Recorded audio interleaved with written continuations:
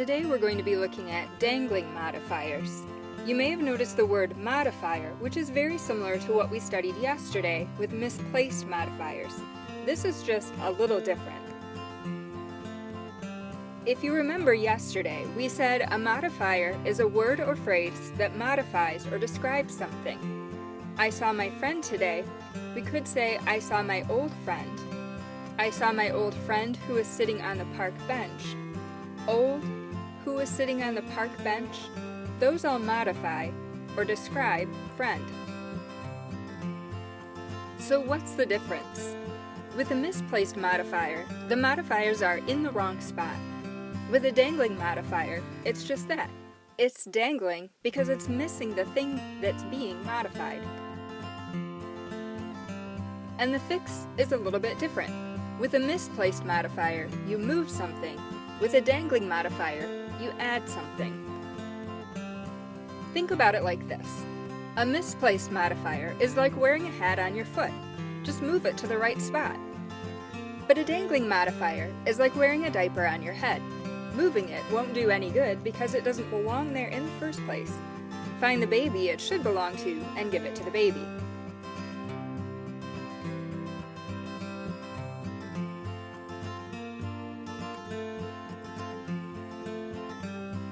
That sounds a little strange. Wearing a diaper and sunscreen on their bald heads, they went to the beach, makes it sound like there's somebody wearing a diaper and sunscreen on their bald head. So it doesn't work because we don't know who is wearing the diaper and who is wearing the sunscreen. So let's add that. Gary and his grandson were wearing sunscreen on their bald heads, and the grandson wore a diaper when they went to the beach. Let's try this one. Glancing out the window, the volcano looked ready to erupt. According to this sentence, it looks like the volcano is glancing out the window because it's right next to that modifier.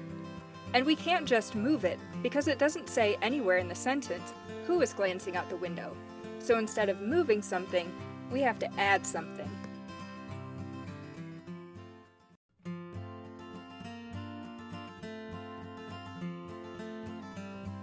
So now, we had to figure out who is glancing out the window and add it.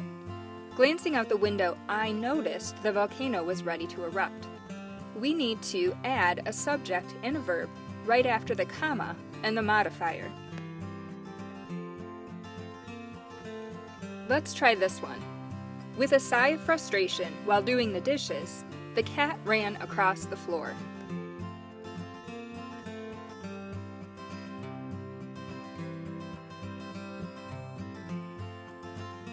So it makes it look like the cat is sighing with frustration and doing the dishes because the cat is right next to that modifier.